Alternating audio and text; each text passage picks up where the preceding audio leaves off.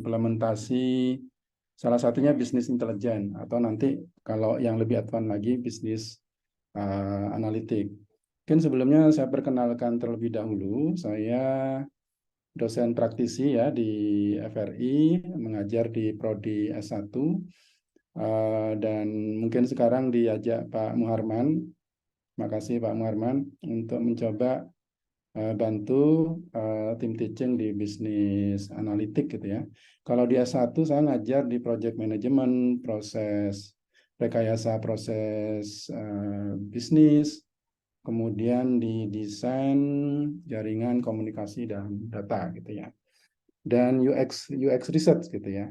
Kalau riset interest saya selama ini lebih banyak ke ICT for Development, jadi bagaimana penerapan ICT dalam lingkup organisasi, komunitas itu tidak semata-mata dilihat dari aspek teknologi dan bisnis, tapi juga yang tidak kalah menariknya ada socio-technical approach gitu ya, yang menjadi salah satu penelitian saya di S3 saya gitu ya. Nah, di konteksnya saya karena sejak 2020 banyak berkecimpung di transformasi digital desa terutama gitu ya. Bagaimana desa mulai dari pemerintahannya, UMKM-nya dan mungkin masyarakatnya bisa mulai menikmati bagaimana kemudahan-kemudahan dari akses digital gitu ya. Ini terutama puncak-puncaknya terjadi pada saat pandemi kemarin gitu ya. Kita melihat masyarakat tidak perlu ke desa lagi karena memang tidak boleh waktu itu karena ada pembatasan social distancing dan sebagainya gitu ya. Itu terasa sekali manfaatnya bagi pengembangan layanan digitalisasi layanan-layanan di pedesaan. Nah, itu pertama tentang desa, kemudian S3 saya tentang e-health gitu ya, bagaimana penerapan e-health dilihat dari kacamata sosio-teknikal. Kemudian saat ini saya di Telkom sebagai leader di Agri Ecosystem Development. Jadi Telkom ini masuk ke ekosistem pertanian yang sebenarnya untuk melakukan transformasi itu lumayan sulit gitu ya. Tapi kalau tidak dimulai dari sekarang, itu juga komunitas pertanian akan banyak tertinggal dibandingkan komunitas perbankan dan sebagainya. Dan terkait pertanian ini, saya lebih khusus lagi masuk di smart farming, Internet of Things, dan menggabungkan dengan wireless communication yang sebelumnya background saya lebih banyak ke wireless communication gitu ya.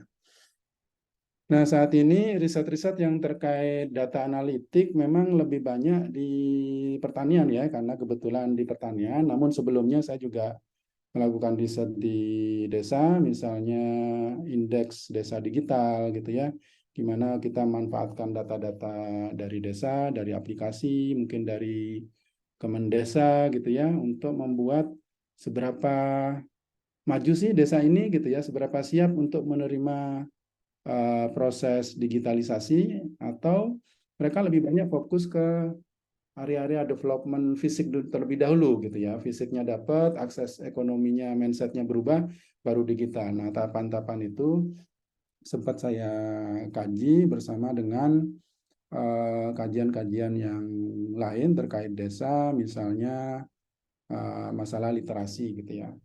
Nah, untuk yang farming ini yang terbaru memang saya baru menyelesaikan promoting data driven farming management practice gitu ya. Saya melihat data analitik itu bukan sebagai teknologi tapi sebagai praktis yang harus kita lihat terlebih dahulu ketika kita mau menerapkan ke satu komunitas misalnya kelompok tani dan sebagainya. Kita lihat dulu data culture-nya seperti apa, problemnya seperti apa, baru kita ada action research bareng untuk ayo Pak kita bikin catatan budidayanya, ayo Pak kita lihat SOP-nya ini masih bisa ditingkatkan atau enggak.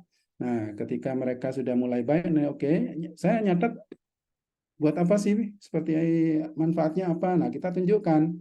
awal-awal kita yang mencatat gitu ya, kita pakai field assistant macam-macam, kita mencatat, kemudian kita tunjukkan hasil catatan itu, kita kombinasikan dengan IoT, kita kombinasikan mungkin dengan data apa, data komoditas saat itu misalnya seperti itu, sehingga kita bisa lihat ini Pak, kalau Bapak nanamnya agak geser dikit misalnya gitu ya, itu mungkin akan lebih baik. Kenapa? Karena pada saat Bapak nanam itu anginnya sedang besar-besaran gitu ya, sehingga banyak bunga yang rontok dan sebagainya. Nah itu adalah kita tunjukkan impact-nya, meaning-nya, praktisnya, oh fungsinya data ini toh gitu ya. Nah itu kita coba promoting terlebih dahulu budaya data, baru sambil jalan kita kenalkan IoT, weather station yang berpengaruh ke jadwal tanam, kita kenalkan dengan soil sensor yang berpengaruh kepada penerapan pertanian presisi di sisi pupuk gitu ya. Jadi ada harapannya ada penghematan di sisi cost atau peningkatan sisi panen gitu ya.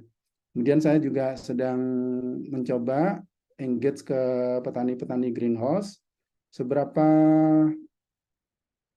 aware sih mereka dengan perubahan iklim gitu ya, karena bisa jadi mereka sudah bertani greenhouse 10 tahun, tapi mereka tanpa sadar belum aware bahwa sekarang ada peningkatan misalnya di Lembang 5 derajat gitu ya, pengaruhnya bagi mereka seperti apa. Nah, kita mengkaji gitu ya, dengan keterbatasan greenhouse, dengan pola kebiasaan mereka, biasanya yang mereka rasakan terhadap iklim itu seperti apa dan action mereka seperti apa gitu ya.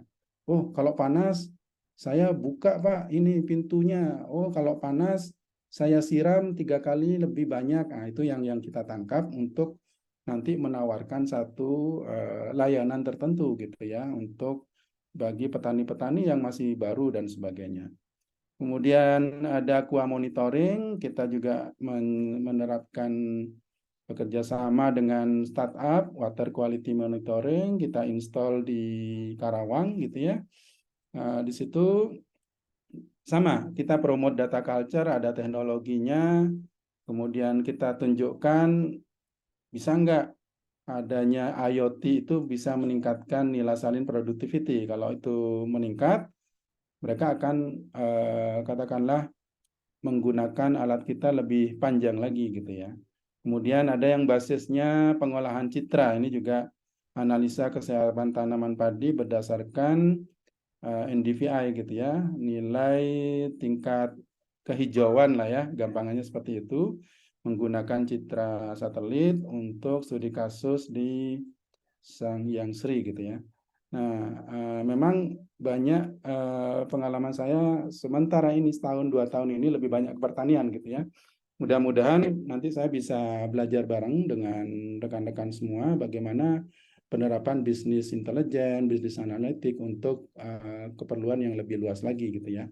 Nah ini usulan saya, learning journey selama 3 kali saya ngisi. Pertama hari ini saya akan membahas tantangan bisnis intelijen gitu ya. Bisa nggak sih bisnis intelijen yang mungkin sudah lahir hampir 25 tahun yang lalu gitu ya, mengikuti perkembangan perubahan bisnis gitu ya. Nah ini yang saya rasakan langsung di Telkom, nanti akan saya sharing, mudah-mudahan teman-teman bisa dapat insight, dan teman-teman ngasih feedback, oh harusnya seperti ini Pak, gitu ya. Nah, mungkin dengan pembelajaran yang didapatkan dari kuliah ini, teman-teman coba memberikan feedback apa yang bisa digunakan untuk improve penerapan bisnis intelijen di unit kami gitu ya. Yang kedua, bisnis intelijen case study. Saya nggak tahu nih apakah lebih tempat disebut bisnis intelijen atau bisnis analitik.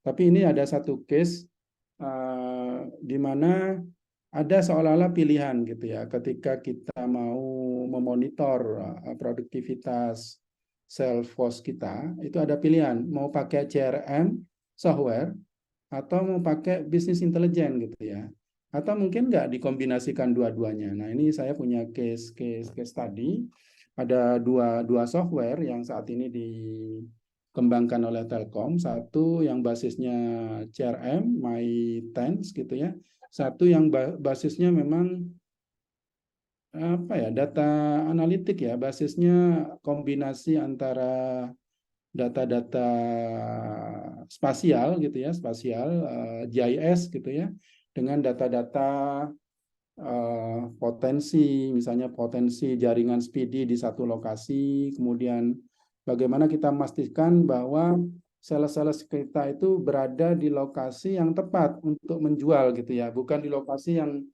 justru sedang penuh, apalagi untuk yang fiber optik ya, kan nggak mungkin kita jualan di lokasi yang sudah penuh gitu ya. Masa lalu sebelumnya itu terjadi. Nah, sekarang Telkom membuat suatu sistem yang memungkinkan proses penjualan IndiHome gitu ya, yang sekarang ada di Telkomsel itu lebih efektif dengan mengkombinasikan data-data potensi apa fiber optiknya, kemudian data-data demand, data-data kompetitor di daerah situ seperti apa gitu ya, kemudian data-data eh, pergerakan AM kita, baik yang basisnya mungkin teman-teman pernah lihat ada mobil IndiHome yang nongkrong di satu kawasan, nah itu sebenarnya kita monitor itu sebenarnya gitu ya, GPS-nya kita monitor, benar nggak sih mereka berada di lokasi yang tepat gitu ya. Nah, itu impact-nya terhadap sales seperti apa. Nah, yang ketiga ini masih open for discussion. Apakah teman-teman sudah punya ide tentang tugas besar teman-teman gitu ya. Atau kita bisa angkat case-case lain yang lebih simple, yang doable gitu ya. Kalau teman-teman tertarik di pertanian, bisa juga saya share pengalaman atau data analitik yang dilakukan di pertanian gitu ya. Oke, sampai di sini masih pembukaan lah ya, belum pertanyaan lah ya. Oke, nah kita masuk ke karena saya masih meraba-raba gitu ya. Eh, ini arahnya ke bisnis analitik atau bisnis intelijen. Nah, saya coba sharing pemahaman saya tentang bisnis intelijen dalam konteks presentasi saya kali ini gitu ya. Saya ambil dari knowledgeheart.com bahwa bisnis intelijen itu mengacu ke proses pengambilan data dan analisis data untuk keperluan bisnis, keputusan bisnis gitu ya. Kemudian bisnis analitik ini lebih dalam lagi, dia tidak hanya menggunakan data-data yang sifatnya struktur, tapi juga data-data unstructured. Kemudian kalaupun struktur datanya lebih terstruktur, itu membutuhkan satu proses analisis yang lebih dalam lagi ya, sampai menggunakan machine learning dan sebagainya gitu ya. Nah, ini bisnis analitik yang kita ketahui saat ini. Kemudian ada memang persamaannya gitu ya, bahwa baik bisnis intelijen maupun bisnis analitik ada yang menyebutkan business centric data science atau business centric data analitik. Nah, ini sama-sama berusaha mengkonvert data kan ya, convert data mentah menuju insight yang bisa ditindaklanjuti gitu ya, actionable insight gitu ya, dan digunakan oleh manajer leader untuk membuat decision di keputusan-keputusan yang berdampak kepada bisnisnya.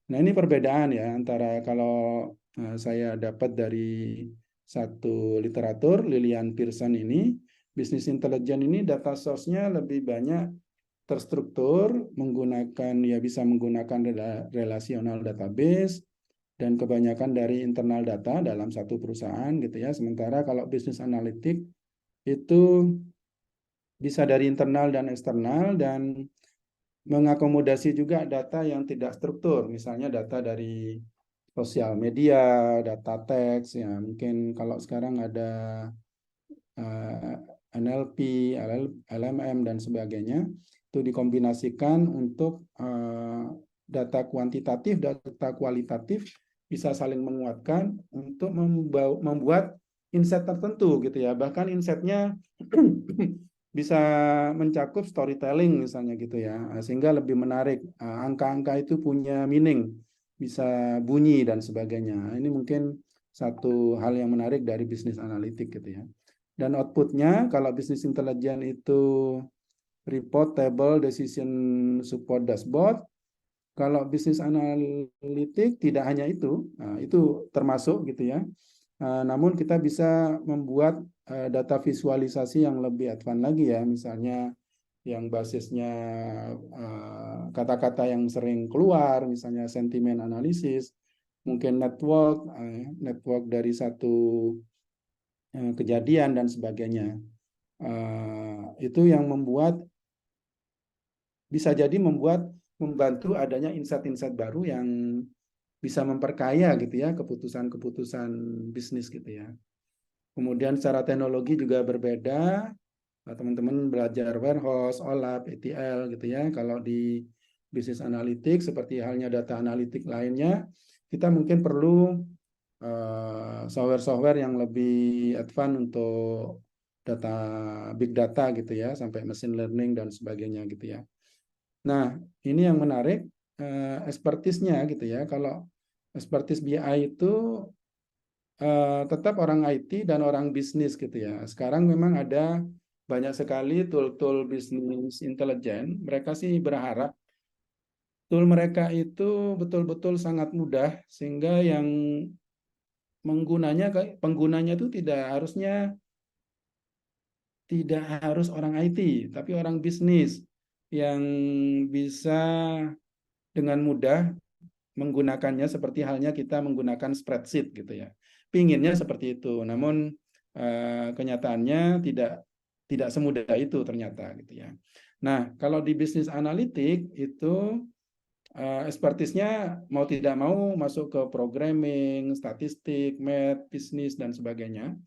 Yang mungkin agak berbeda kalau bisnis intelligent tool saat ini mereka promosinya itu ini tidak perlu coding misalnya gitu ya, tidak perlu coding, bisa self service dan sebagainya. Pokoknya mudahlah gitu ya, semudah menggunakan spreadsheet misalnya seperti itu.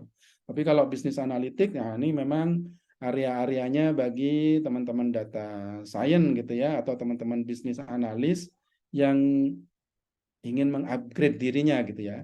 Bisnis analis plus gitu ya, plus kemampuan programming, kemampuan matematika, permodelan dan sebagainya. Nah, ini dua posisi yang saya anggap lebih clear gitu ya, apa perbedaan bisnis intelijen dan bisnis analitik. Kemudian cara market expected, meskipun sudah 25 tahun ya bisnis intelijen ini dikenalkan, tetap tumbuh dan tumbuhnya meskipun tidak terlalu besar, sekitar 6-7% gitu ya.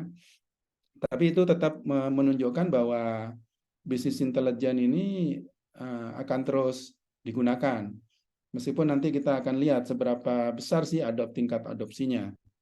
Nah, kalau dari sisi benefit yang paling besar sih memang harusnya apapun analisis data yang kita gunakan itu berdampak langsung ke decision making, bukan sekedar bagus dilihat dan sebagainya, canggih dan sebagainya gitu ya. Di bawah decision making itu lebih ke cost saving, kemudian growth revenue, dapat meningkatkan kompetitif ya, nilai kompetitif dari satu perusahaan, atau meningkatkan layanan seperti nanti case-nya MyCIS gitu ya. MyCIS itu data analitik buat memudahkan sales IndiHome mendapatkan customer di tempat yang tepat gitu ya. Kemudian ada risk management juga. Ini mungkin yang paling sedikit namun tetap penting gitu ya. Oke. Kemudian masuk ke berikutnya. Nah, ini tingkat tantangan ya. Tantangan dari BI sudah 25 tahun. Berapa sih tingkat adoption rate-nya? Ternyata setelah 25 tahun, ini adoption rate-nya di organisasi atau enterprise itu sekitar 25% sampai 35% gitu ya. Nah, ini saya kutip dari beberapa CEO supplier BI tool gitu ya.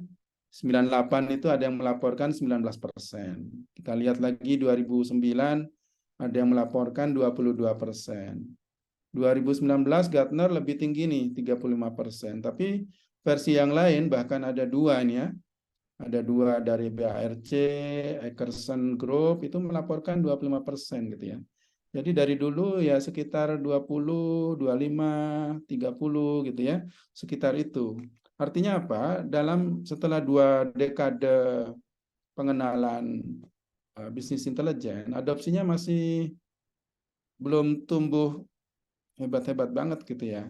Ini pasti ada masalah gitu ya. Nah, ada Ventana Research lebih detail lagi dia. Dia mengkelompokkan kalau tadi kan kesannya wah 25%, wah kecil banget gitu ya. Namun yang lebih detail lagi, memang ada clustering perusahaan-perusahaan yang sudah lumayan sukses ya menerapkan bisnis intelijen. Misalnya di sini ada 8% perusahaan yang mereka survei itu tingkat adopsinya udah di atas 75%. Udah hebat banget gitu ya. Kemudian ada yang 15%, ada 15 perusahaan misalnya yang disurvei ada 100, ada 15 perusahaan yang tingkat adopsinya itu udah 51-75% gitu ya. Namun ini kalau dijumlahkan ini tetap masih di bawah 50% nih yang sukses ini gitu ya. Majority dari perusahaan-perusahaan itu separuh lebih itu memang tingkat adopsinya masih di bawah 50%. Nah, ini menunjukkan ada masalah gitu ya.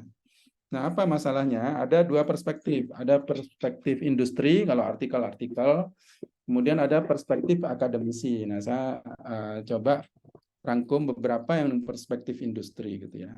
Nah, perspektif industri itu kenapa low adoption ya BI tool-nya sendiri misalnya gitu ya.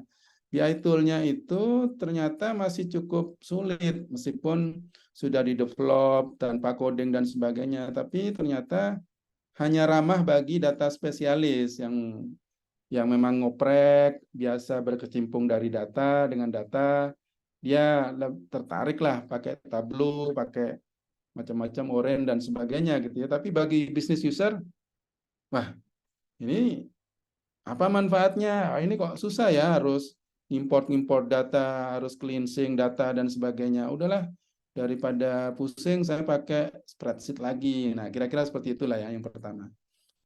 Yang kedua, karena ini konteksnya organisasi, memang di mana-mana faktor leadership atau organization mandate gitu ya. Kalau organisasinya sudah setuju untuk adopsi, itu biasanya ke bawahnya akan ikut gitu ya. Tentu saja perlu leader yang kuat atau mungkin leadernya bisa bikin satu aturan yang kuat gitu ya. SOP-nya itu sampai ke bawah sehingga betul-betul di-buy-in gitu ya ide penggunaan data ini gitu ya. Nah, ini mandated adoption misalnya seperti itu. Yang ketiga yang lebih ke voluntary, kalau itu data analitik itu sifatnya voluntary gitu ya, artinya relawan gitu ya. Nah, itu yang paling repot adalah literasinya yang rendah, terutama literasi data. Misalnya mengenalkan teknologi ke petani itu jauh lebih sulit dibandingkan mengenalkan data analitik ke orang-orang perbankan, misalnya seperti itu ya. Meskipun dia secara literasi pendidikan sudah bagus dan sebagainya, mungkin ICT-nya udah bagus, biasa pakai WhatsApp, biasa pakai Facebook, YouTube dan sebagainya, tapi ketika berbicara ke data, wah lain perkara nih gitu ya. Nah, itu data literasi itu bagaimana dia peka terhadap data dan mau menggunakan data untuk setiap proses pengambilan keputusannya. Nah, 3 ini yang dibawa oleh teh target gitu ya. Kemudian ada satu temuan lagi, ada sunk cost fallacy gitu ya. Mereka menganggap, perusahaan-perusahaan itu menganggap kalau sudah invest di bisnis intelijen atau bisnis data analitik atau apapun, mereka nunggu balik gitu ya. Seolah-olah saya invest sekarang, asumsinya saya bisa mendapatkan data insight, kemudian data insight itu berpengaruh terhadap bisnis saya gitu ya. Kenyataannya tidak begitu. Memang BI itu satu investasi gitu kan. Namun sayangnya BI itu kalau tidak di develop terus gitu ya, datanya tidak dikurasi terus, insight-nya tidak dikurasi terus, ya betul-betul nggak akan balik gitu ya. Nah itu bukan one time investment sebenarnya gitu ya. Nah kalau itu dibedah lebih dalam lagi, kita lihat bagaimana tanggapan dari pemilik teknologi sendiri, misalnya Tableau gitu ya. Agen Stat itu bicara, oh sebenarnya ya kita sudah buat loh Tableau itu seramah mungkin gitu ya, easy to use, tapi progresnya ya begitu-begitu aja gitu ya. Kita belum bisa buat suatu hal yang bikin breakthrough gitu ya. Harusnya sekarang ini tingkat adopsinya udah 25 tahun, harusnya 100% gitu ya. Mudah lah menjual Tableau gitu ya. Tapi kenyataannya ini penggunaan Tableau dan sebagainya itu tidak semasif penggunaan spreadsheet gitu ya. Nah ini yang bisa jadi spreadsheet ini sejak zaman saya lulus kuliah STT Telkom 1996 sampai sekarang itu masih dipakai di jajaran manapun, mulai dari administrasi sampai ke peneliti, bahkan sampai ke uh, high level gitu ya, manajemen, high level manajemen. Nah ini tidak seberhasil spreadsheet lah. Ini yang pengakuan dari Tableau sendiri. Kemudian lack of support from leader, ini banyak sekali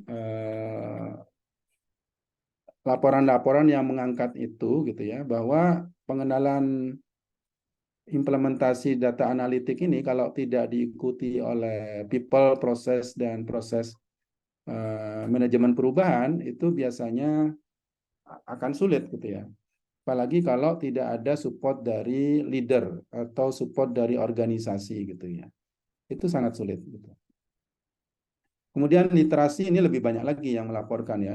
Dari 200 leader manajemen dari satu perusahaan, 64% bilang, wah karyawan saya masih not data literate gitu kan. Kemudian yang lebih detail lagi di study from Click dan Accenture itu 32% mereka itu mengatakan, saya bisa loh bikin data kemudian memvisualkan gitu ya. Memvisualkan. Itu 32%. Tapi mereka berkata, apakah data yang sudah divisualkan itu bisa menghasilkan tindak lanjut gitu ya, decision making yang bisa ditindaklanjutin, itu hanya bilang 27%. Dan hanya 1 dari 5 orang yang merasa confident dengan data literasi mereka gitu ya. Nah, 74% ini kalau ngelihat data, ngelihat rumus, udah takut duluan. Nah, ini yang kebanyakan terjadi. Hampir 80% ya yang seperti ini. Dan mungkin ini yang kita hadapi nanti ya, teman-teman mungkin nanti lulus atau teman-teman yang yang sudah bekerja bisa melihat sendiri apakah potret ini juga valid buat perusahaan kita masing-masing atau seperti apa ya. Kemudian sunk cost fallacy, nah ini kebanyakan perusahaan-perusahaan yang punya pemimpin yang sangat digital savvy gitu ya. Pokoknya dia visinya sudah digital, dia wah saya mau invest gitu ya. Niatnya sudah baik gitu ya. Dari awal dia sudah memahami bahwa wah ini data-data ini tersebar banget gitu ya. Sistemnya banyak, penataan datanya, security-nya amburadul nih gitu ya. Ini harus dirapikan gitu kan ya.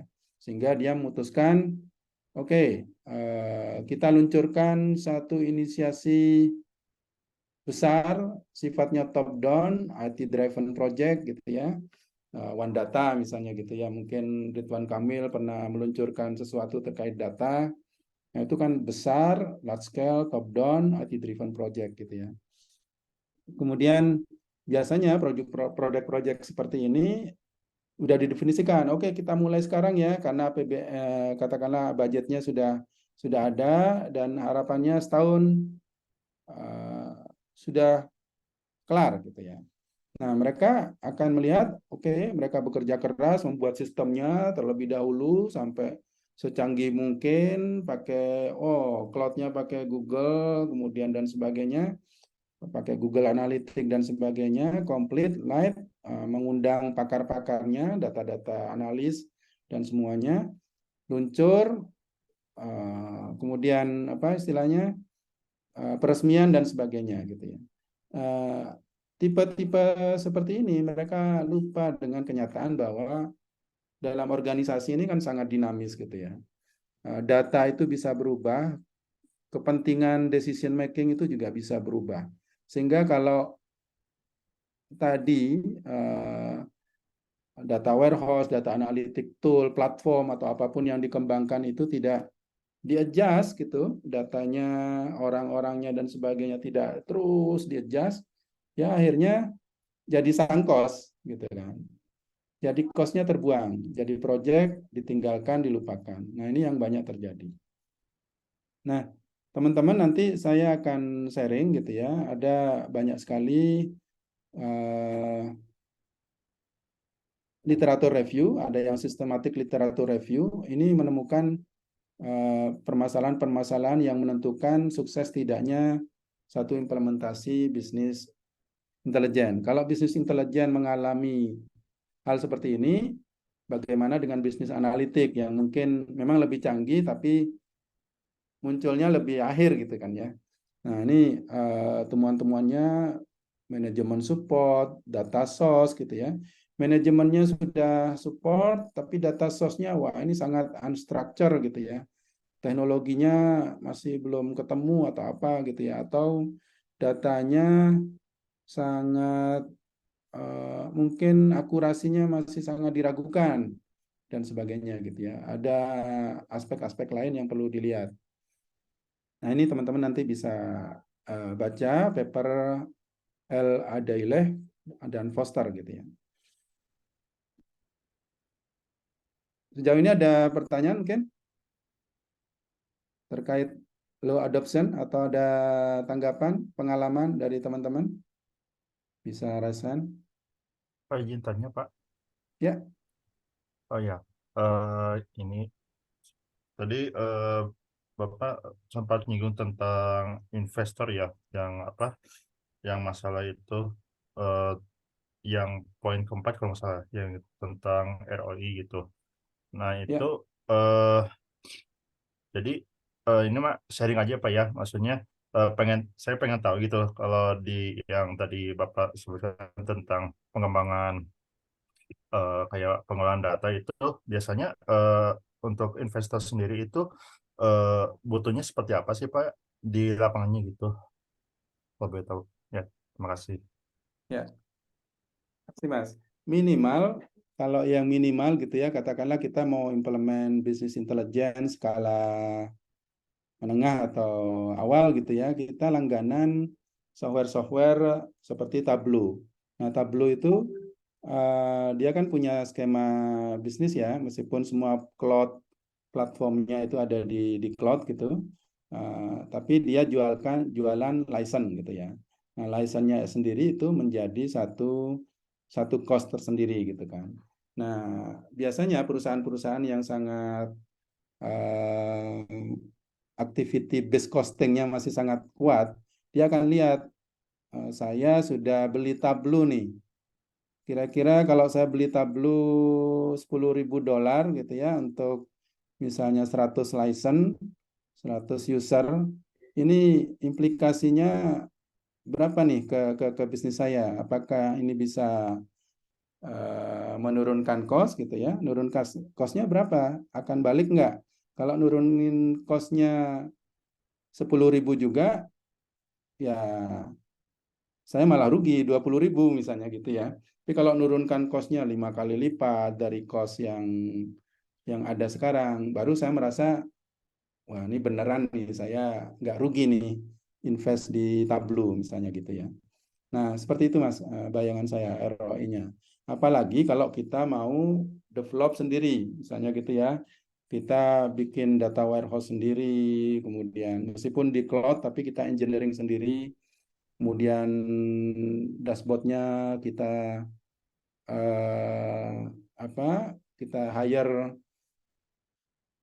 programmer sendiri gitu kan ya, pasti cost-nya akan lebih lebih banyak, meskipun karena customisasinya lebih banyak, bisa jadi lebih cocok dengan perusahaan tersebut. Misalnya insight-insight awal yang saya butuhkan sudah ada semua nih. Insight-nya misalnya menggabungkan data sales dengan data komplain gitu ya. Apakah peningkatan komplain akan berpengaruh terhadap penurunan sales gitu ya. Nah, mungkin ada insight A, insight B, insight C, dan sebagainya. Masing-masing departemen bisa aja dia punya mengusulkan insight tertentu buat unitnya, sehingga dia merasa memiliki dan sebagainya, lebih pas dengan kebutuhan dia dan sebagainya gitu ya. Nah, itu investasinya pasti lebih banyak. Pertama, menyediakan mesinnya gitu kan ya. Kemudian kedua, melakukan customisasi. Customisasi pasti membutuhkan developer gitu kan ya. Yang ketiga, pasti butuh training nih gitu ya, training sosialisasi dan sebagainya. Kalau pakai Tableau, silakan lihat di YouTube dan sebagainya, mungkin lebih lebih simpel. Namun kalau Tableau ini kan sifatnya udah fitur-fiturnya udah seperti itu gitu ya. Pasti tinggal kita seberapa kreatif memanfaatkan kelebihan Tableau dan ya merasa oke lah dengan kelemahan Tableau. Nah, itu yang perbedaannya. Yang tadi kalau bikin sendiri highly customizable, namun cost-nya lebih mahal. Kalau Tableau mungkin di titik tertentu dia bisa jadi lebih murah gitu ya. Nah, tapi dua-duanya apapun pilihan kita, itu kan ada uang yang keluar. Nah, biasanya pemimpin-pemimpin perusahaan yang aware dengan profitability, saya invest sekian, baliknya apa nih? Baliknya lebih ke saya bisa ningkatin revenue karena keputusan-keputusan saya sekarang basisnya data, atau saya bisa nurunin cost atau meningkatkan benefit gitu ya. Misalnya untuk keperluan internal itu lebih banyak yang ditonjolkan benefitnya nih. Oke, misalnya untuk keperluan human resource. Nah, dengan adanya data analytics, saya bisa tahu nih, kenapa pegawai setelah ada kebijakan A, itu banyak yang keluar, misalnya seperti itu ya. Tapi kalau kebijakannya B, kok enggak gitu ya, data historinya bisa masuk gitu ya.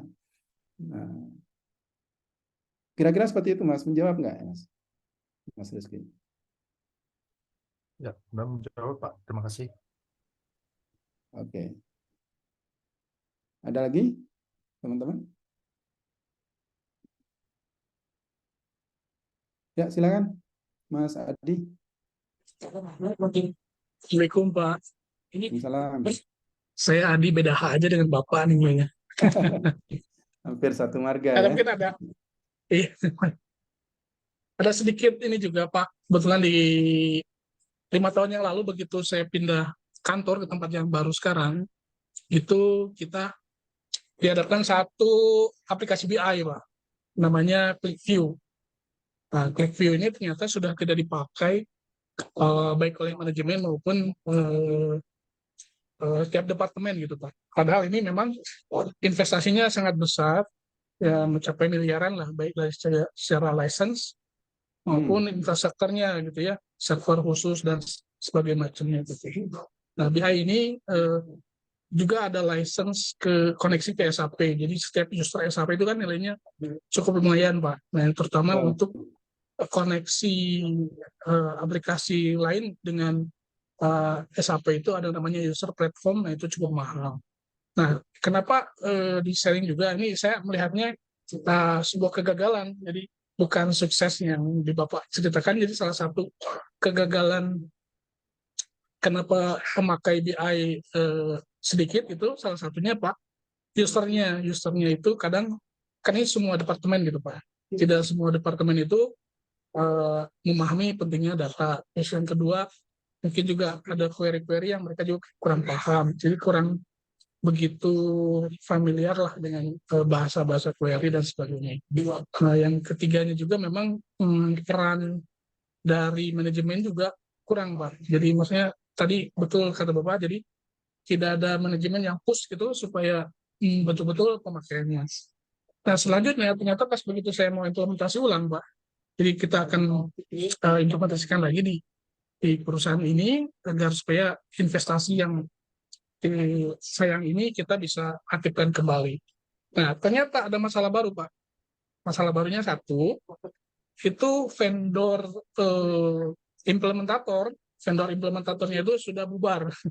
Jadi perusahaannya tidak Ya, ada, ya. gitu ya.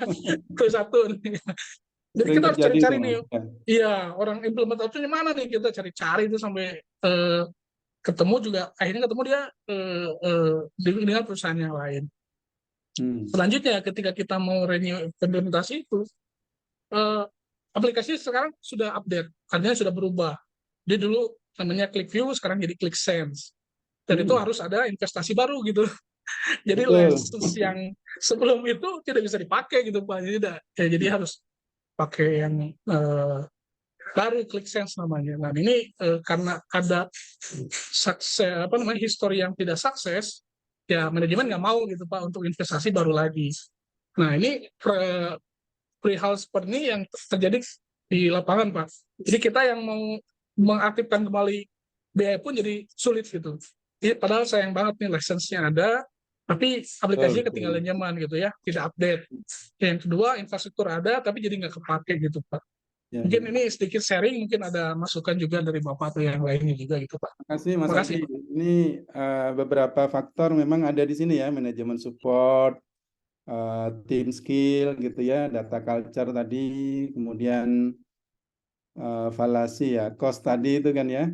Ketika ini tidak berhasil itu bisa mempengaruhi ke inisiasi berikutnya. Wah, ngapain data analitik? Kemarin aja nggak kepake gitu ya, udah keluar miliaran. Nah ini jadi bumerang gitu ya. Nah mungkin nanti saya akan cerita di case study saya, Telkom. Telkom itu kan biar seru mungkin nanti lah ya. Nanti kita cerita gitu ya. Strateginya Telkom berbeda, di tempat saya berbeda. Tidak bangun data analitik dari awal, tapi kita menyiapkan culture-nya terlebih dahulu. Dan lucunya Telkom itu punya produk Big Box. Big Box ini platform data analitik. Tapi tidak kita pakai terlebih dahulu, malah kita jual ke tempat lain gitu ya. Nah, ini mungkin satu paradok yang mungkin nanti akan saya ceritakan. Ternyata teknologi bukan satu-satunya penentu. Secanggih apapun, semahal apapun, kalau manajemen supportnya tidak siap, kemudian data culture-nya, skill-nya tidak diupdate, nah, ini bisa jadi bumerang. Bahkan tadi ya, termasuk dari pihak suppliernya sendiri nih, suppliernya harus siap juga gitu ya. Apakah kita tidak sempat melakukan transfer teknologi sehingga namanya supplier kan memang bisa come and go, apalagi kalau kita rely ke startup ya, atau personal yang memang dia canggih bisa bikin apapun, tapi dia ya disruptif gitu ya, bisa pergi dan bisa berubah profesi. Jangan-jangan sekarang udah jadi CEO, Mas, saya udah nggak ngobeng lagi Mas, gitu ya. Saya udah jadi CEO gitu kan ya. Bisa jadi seperti itu. Nah, mungkin nanti lebih jelasnya saya akan cerita Mas ya, pengalaman di tempat saya sebagai case study. Oke, berikutnya. Baik Pak, terima kasih. Ya, siap. Satu lagi ya, Mbak Titi, silakan Mbak. Ya, Pak, terima kasih Pak. Kalau saya mungkin dari tadi 2 case tadi ya Pak ya. misalkan saya seorang pemimpin perusahaan gitu Pak, leader gitu atau business owner gitu. Melihat ya tadi Pak, banyak ya cerita yang nggak suksesnya ya tadi dari Mas Adi gitu selaku business owner atau pemimpin tuh sebenarnya apa ya Pak yang perlu dipertimbangkan gitu ketika kita mau memutuskan kita mau pakai apa namanya data driven atau kita mau pakai BI atau tadi bisnis analis gitu Pak untuk bisnis kita gitu. Itu pertimbangannya apa ya Pak? Ataukah misalkan kita melihat datanya udah banyak transaksi misalkan di sebuah e-commerce gitu transaksinya udah banyak terus kita harus menggunakan BI atau bisnis analis atau mungkin ada pertimbangan yang lain gitu Pak. Mungkin itu aja Pak pertanyaannya. Terima kasih Ya, Pak. menarik nih. Ya, kalau secara singkatnya, apapun pilihan kita, mau bisnis intelijen atau bisnis data analitik platform gitu ya, bagi seorang leader, dia pertanyaannya satu, apakah ketika ada insight, itu saya bisa tindak lanjuti enggak? Menjadi action, menjadi tindakan yang bisa memperbaiki keadaan gitu ya. Nah, itu dulu, artinya tool, just a tool gitu ya. Pisau itu tool buat memasak dan sebagainya gitu ya. Tapi tujuannya memasak gitu kan. Tujuannya memasak. Ketika pisaunya tajam, itu saya bisa mempercepat proses meraciknya lebih hebat. Tapi kalau ternyata saya pisaunya tiba-tiba tumpul dan nggak sempat beli lagi, kan nggak mungkin saya nggak masak gitu kan ya. Jadi kepentingan urgensi di bisnisnya itu harus lebih utama gitu ya. Bahkan nanti di case saya nggak mau tahu, saya butuh data ini, saya mau memutuskan A atau B, tapi saya butuh data nih untuk menjustifikasi. Kalau saya pilih A, pro kontranya apa? Kalau B, pro kontranya apa? Tiapkan analisisnya besok harus datang ke saya gitu kan ya. Nah, ketika itu terjadi, wah kita harus bikin data analitik nih, misalnya seperti itu ya. Nggak peduli kan ya, mau pakai Tableau, mau pakai apa, yang penting besok harus jadi. Nah ini yang menjadi pertanyaan saya, sejauh mana bisnis intelijen, bisnis analitik itu bisa merespon terhadap perubahan bisnis yang kuat. Apakah lebih baik kita invest di teknologi yang secanggih mungkin atau invest di talent, gitu ya, talent gitu ya, skill, people gitu kan. Ketika, nah itu satu pilihan nanti yang mungkin akan saya jelaskan juga gitu ya. Bagi saya pribadi, meskipun salah, saya akan memilih talent terlebih dahulu gitu ya. Talent yang orang-orang yang peka terhadap data, bisa ngolah data dan sebagainya yang dengan cepat. Itu kalau saya ketemu itu, saya lebih pilih itu daripada invest, Tableau dan sebagainya gitu ya. Untuk awal-awal gitu ya. Yang penting saya dapat dulu, saya terlatih dulu nih. Kalau ada kebutuhan decision making, siapa yang bisa bantu saya? Bisa ngoprek, bisa crawling datanya mau apa, terserah gitu kan ya. Yang penting saya dapat insight dan saya bisa memutuskan sesuatu. Dengan memutuskan sesuatu saya berimplikasi, berdampak terhadap bisnis, dan ketika berdampak terhadap bisnis yang mendapat benefit kan tidak hanya pemimpin perusahaan, tapi pegawainya, perusahaannya itu bisa lebih sustain. Nah itu mungkin bayangan saya di dalam kepala manajemen gitu kan ya. Seperti itu Mbak. Oke, Cukup Pak. kita lanjut Terima dulu ya. kasih Pak. Ya. Jadi Mas Adi, pertanyaan Mas Adi, Mbak Titi bisa, mudah-mudahan sebagian bisa terjawab gitu ya. Nah ini case tadi saya sehari-hari memang di Telkom di divisi digital bisnis yang salah satunya adalah menelurkan bisnis-bisnis terbaru Telkom, karena Telkom ini turun terus dari pendapatan dari connectivity gitu ya. Meskipun 80% pendapatan Telkom itu dari connectivity, jualan paket data dan sebagainya, tapi kita yakin ke depan itu akan turun gitu ya. Dan karena itu kita ditugaskan oleh Telkom, ayo inovasi sebanyak-banyaknya, tapi at the end kamu harus bisa mencari mendapatkan produk yang bisa membantu gitu ya, menjadi revenue generator kedua gitu ya, menjadi next business driver bagi Telkom. Nah ini tidak mudah karena kita pesaingnya bukan Indosat, bukan Excel gitu ya, tapi pesaingnya Google gitu ya, pesaingnya mungkin OpenAI dan sebagainya. Ini tantangan bagi kita gitu ya. Nah, gimana Telkom caranya? Ini terkait dengan di satu pihak case study ini relevan dengan data driven digital business performance ya, performance management lah ya intinya ya. Tapi di lain pihak juga terkait dengan innovation management gitu ya. Jadi Telkom untuk mendapatkan ide-ide bisnis itu produk atau startup baru itu tidak mungkin mengerjakan sendiri-sendiri. Kita ada tiga stream gitu ya. Stream pertama itu menggunakan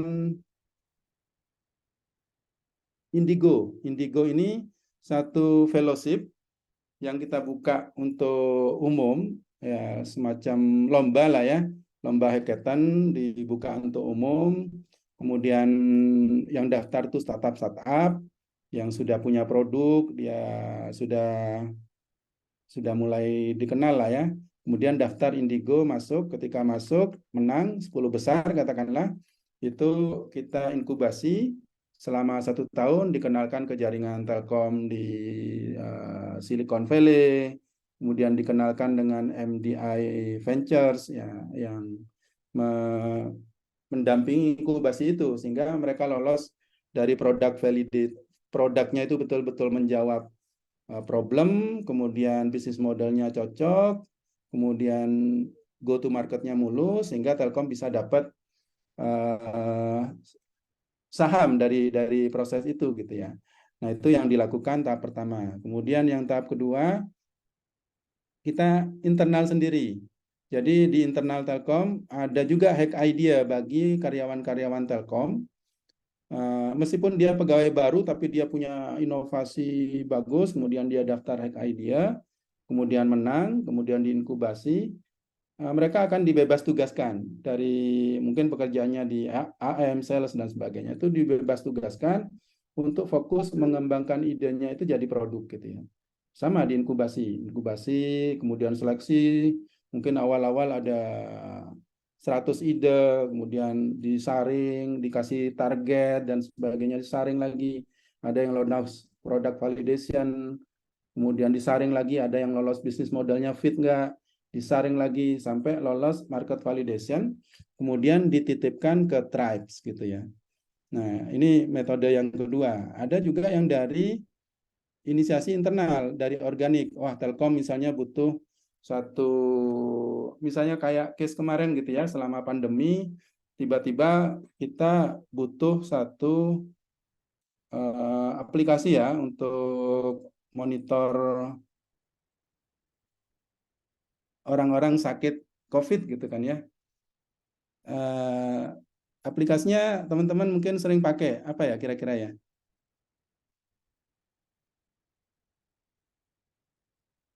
Peduli Lindungi ya. Nah itu, aplikasi itu dari Kominfo, minta mandat ke Telkom, kemudian Telkom kembangkan, kemudian diadopsi Kominfo kerjasama dengan kementerian, dan itulah aplikasi itu dipakai sampai berapa 150 juta atau apa gitu ya dari penduduk Indonesia. Tapi setelah pandemi hilang gitu kan ya. Ketika usernya nggak ada, secanggih apapun, Peduli Lindungi kan udah masuk ke pengembangannya macam-macam gitu ya, bisa tracking orang dan sebagainya gitu ya. Tapi ketika user tidak ada ya hilang gitu kan ya. Nah, itu digital itu sangat disruptif dan kita tahu itu sekarang ada, besok tidak ada. Nah, untuk melakukan itu kita butuh satu organisasi yang sangat lincah gitu ya. Telkom itu kan raksasa gitu ya, tapi kita gimana supaya gajahnya lincah gitu ya, apakah dikurusin gajahnya atau gajahnya dikecilin gitu ya, supaya tetap lincah gitu ya, atau seperti apa. Nah ini tantangan tersendiri dan kita akhirnya ketemu satu metode struktur organisasi yang diterapkan di digital bisnis teknologi. Nah, itu jalur kedua, jalur internal. Jalur ketiga itu MDI Venture. Nah, jadi ini semacam investornya Telkom lah ya. Ini tugasnya mencari startup-startup yang memang sudah punya promising gitu ya, sangat promising untuk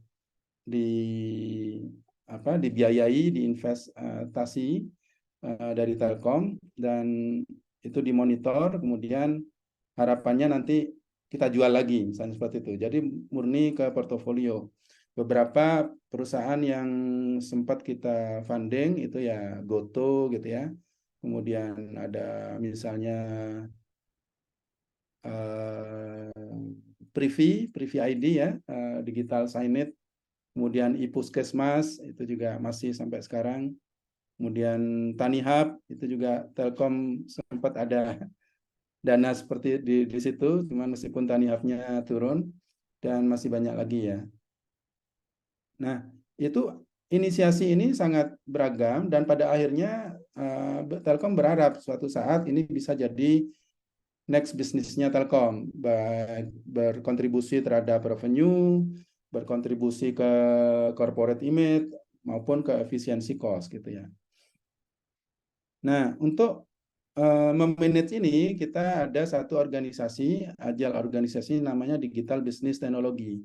Bedanya apa? Di sini ada unit-unit di sini yang bisa dibuat sesegera mungkin untuk membuat produk dan bisa dibubarkan sesegera mungkin gitu ya. Jadi kalau tipenya agile atau startup itu kan kalau idenya jelek, ya ayo kita gagalkan secepat mungkin gitu ya. Kalau seperti itulah ya. Kalau mau gagal harus cepat, kalau sukses ayo gitu ya, kembangkan terus gitu ya.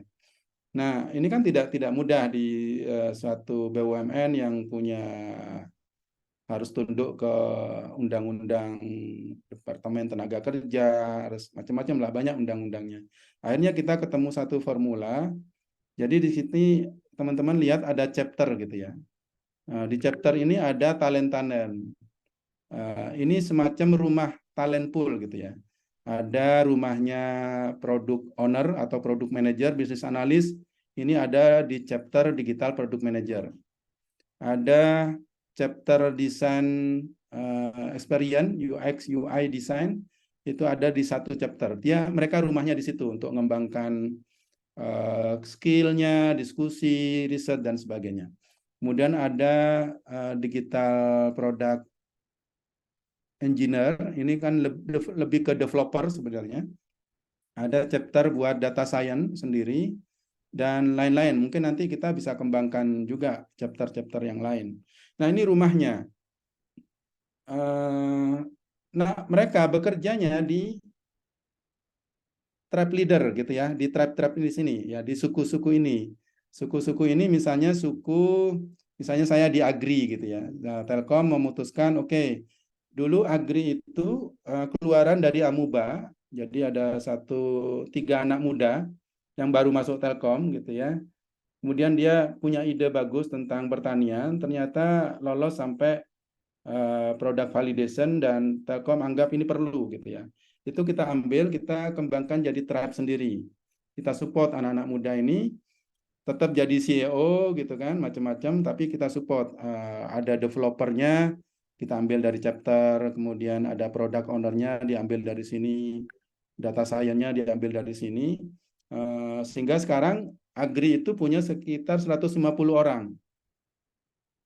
Dengan 9 product owner, ada yang ngurusin website, ada yang ngurusin data dashboard, ada yang ngurusin super app, macam-macam. Itu masing-masing punya product owner, dan masing-masing product owner itu didukung oleh developer, dan masing-masing kemudian di dashboard misalnya ya, itu didukung oleh data scientist gitu ya. Nah, ini dimonitor, Agri ini dimonitor tiap 3 bulan, bahkan tiap minggu kita monitor. Ayo naik enggak usernya, ayo naik enggak revenue-nya ya. Kemudian di push terus, misalnya kita naik Oke, tahun ini transaksi yang beredar di Agri 1 miliar dalam 3 bulan ini. 3 bulan ke depan, kamu mau anggaran berapa? Oh, saya anggarannya mau 2 kali lipat, Pak. Oke, kamu bisa anggaran 2 kali lipat, tapi kamu naiknya harus 5 kali lipat, gitu ya. Di challenge, gitu ya. 1 miliar berarti target 3 bulan ke depan jadi 5 miliar, begitu seterusnya, gitu ya.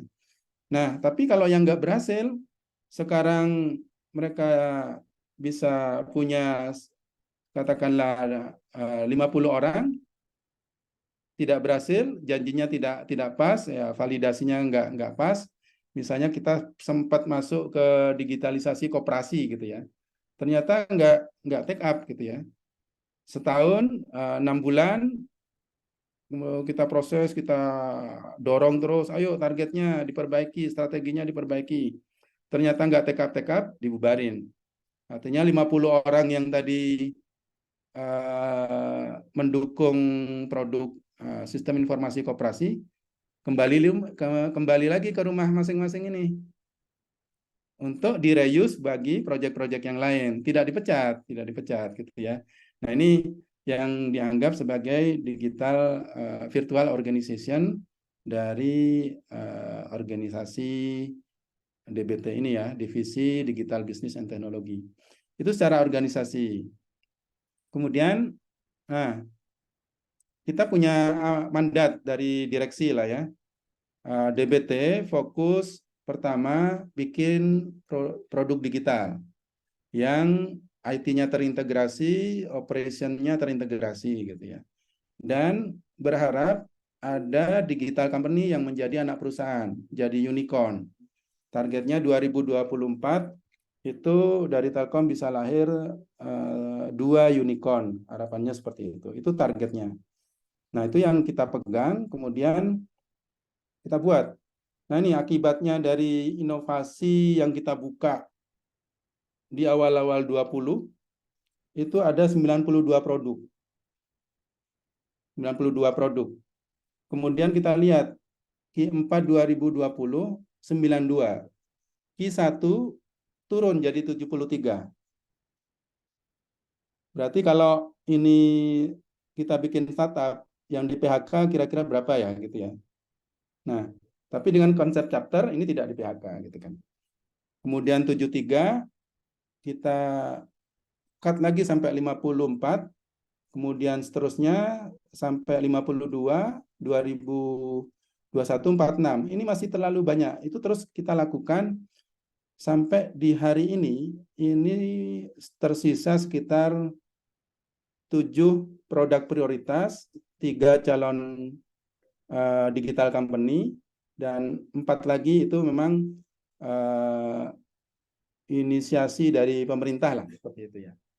Jadi udah kurang dari 15 gitu ya. Nah, ini kan perlu kerja keras gitu ya. Bagaimana cara memanagenya gitu ya. Bagaimana cara mengukurnya, performansinya dan sebagainya. Ini langkah-langkahnya kita sudah punya gitu ya. Kalau dia inisiasi strategik, misalnya Peduli Lindungi, ya mau tidak mau kita harus support gitu ya, karena itu demi bangsa dan sangat darurat lah ya. Nah, kemudian dia produknya memberikan value nggak gitu ya. Kemudian memberikan value, kemudian kemampuan kita ada nggak untuk melakukan itu. Misalnya big box, oke kita mau masuk ke data big data gitu kan. Kita punya kemampuan nggak untuk melakukan data analitik dan sebagainya. Kalau masuk, keep product gitu ya. Kemudian kalau di Telkom tidak masuk gitu ya, mungkin nggak support anak perusahaan. Kalau masuk, keep product gitu ya. Tapi kalau enggak, ya entah di merge atau di close gitu ya. Nah, ini satu framework yang kita lakukan. Nah, itu keputusan ya, keputusan yang perlu yang harus dijalani oleh divisi digital ini gitu ya. Dan caranya seperti apa? Ini awal-awal kita develop, idenya kita buka dan sebagainya, dan itu tetap berjalan sampai sekarang. Amuba, Indigo, kemudian MDI itu tetap ada, tapi tetap kita lakukan metric measurement-nya. Oke, ini apa nih? Mau pakai lead atau lag? Kalau lead itu artinya kita lihat dari pertumbuhan usernya yang arahnya kepada valuasinya gitu ya. Valuasinya naik enggak? Atau memberikan benefit enggak bagi Telkom? Misalnya ini tool ini bagus untuk membantu AM Telkom lebih tepat sasaran dalam menjual misalnya gitu, lebih ke benefit itu, tidak revenue langsung. Tapi pada akhirnya mungkin sama halnya dengan startup-startup sekarang itu ada perubahan. Di era pandemi itu banyak startup yang mendapatkan dana seri A, B, C itu karena usernya banyak gitu ya, seperti Bukalapak dan sebagainya. Meskipun dia belum profit gitu ya, belum profit, masih bleeding gitu ya. Tapi dia sudah dapat investor jadi unicorn dan sebagainya. Tapi sekarang sudah berubah setelah era pandemi. Investor tuh ada mulai hati-hati. Dia tidak hanya melihat valuasi, tapi dia melihat revenue. Kalau dia punya revenue, bisnis modal yang bagus dan kemungkinan menutupi biaya operasinya, berarti dia punya masa depan. Nah, begitu juga kita. Sekarang revenue ini yang jadi utama gitu ya. Valuasi penting, tapi on the run ini tidak mungkin nyusu terus gitu ya ke orang tuanya. Dia suatu saat harus disapih, dan bisa disapihnya atau tidak kalau dia EBITDA-nya sudah positif. Nah, itu kira-kira sebagai overview tentang konteksnya ya. Nah, pertanyaan saya adalah, kalau teman-teman berada di satu perusahaan seperti itu, nah, bisa nggak ya teman-teman, kira-kira top leadernya DBT ini harus memutuskan apa aja? Kemudian untuk mengambil keputusan itu mereka harus mengconsider apa aja tuh? Metrik apa aja yang harus diukur gitu ya. Kemudian setelah itu kira-kira data apa aja yang mereka perlukan untuk mengukur metriknya, kemudian membuat keputusan. Mungkin ada teman-teman satu atau dua orang mau menebak kira-kira data apa aja yang harusnya ada.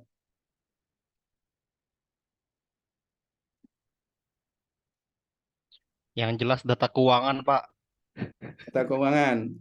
Data keuangan untuk support metrik apa, Mas? Eh, kalau kita bahas metrik ya Pak ya, kalau dari laporan keuangan sendiri itu kalau menurut saya itu bisa menyokong banyak ya Pak ya, gitu kan ya, dari sisi even misalnya dari sisi operasional, dari sisi Betul. misalnya tadi kayak yang investor tadi dan lain-lain Pak gitu Pak. Karena kalau menurut saya kalau laporan keuangan tuh paling paling mandatory dan paling ininya lah ya, paling basicnya lah itu harus ada. Ya, metriknya banyak ya dan sangat Iya Pak, bervariasi. metriknya sendiri banyak Pak yang bisa nge-cover dari laporan keuangan itu Pak. Kalau menurut saya Oke, Pak. katakanlah udah ketemu metriknya. Kira-kira dengan metrik itu decision apa yang bisa dilakukan dengan laporan keuangan tersebut?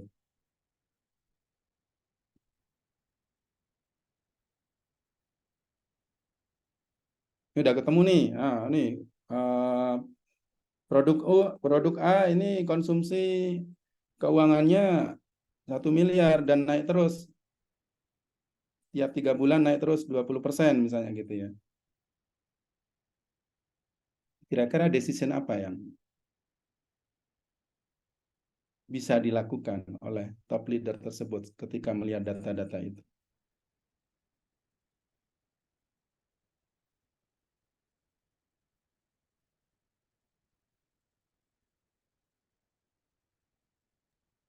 eh Activity ke depannya Pak. Maksudnya decision ini lebih ke mengarah ke keputusannya dari, kalau ini kan bahasnya manajemen Pak ya, top leader gitu kan ya. Hmm. Mungkin ya itu Pak, activity ke depannya sekaligus ya istilahnya itu, kalau kalau dari manajemen kan mungkin activity ke depannya agar kita bisa menghasilkan revenue lebih baik lagi Pak. Nah, tapi kalau misalnya kita lihat yang kayak manajemen lagi, kayak lebih kayak ke komisaris dan yang dari sisi investor, mungkin dia untuk ini sih Pak, bisa memutuskan apakah dia mau naruh lebih banyak lagi di tempat kita, atau dia mau narik dari investment yang apa yang udah ditanamkan di tempat kita Pak. Nah, menarik Mas itu. Ya, kalau kacamata investor, oke, saya perlu data keuangan nih. Saya udah invest Seri A misalnya ya, seri A udah nyuntik sekian dana, dananya dipakai apa aja nih, gitu kan ya. Dananya dipakai apa? Artinya larinya ke cost. Cost itu menggambarkan apa? Aktivitas kan ya. Iya Dan betul. impact-nya, Cost. ya, impact-nya apa nih? Kamu udah konsumsi budget, jadi aktivitasnya berimpact nggak? Impact-nya kemana nih? Ke revenue, ke valuasi, atau kemana kan gitu ya. Nah, itu bisa dimonitor gitu ya. Oh, ini impact-nya ke valuasi nih. Usernya jadi nambah dari katakanlah sebelum diinvest user saya 1 juta. Setelah diinvest 100 juta US dollar misalnya, user saya jadi 50 juta gitu kan. Happy kan ya? 50 juta.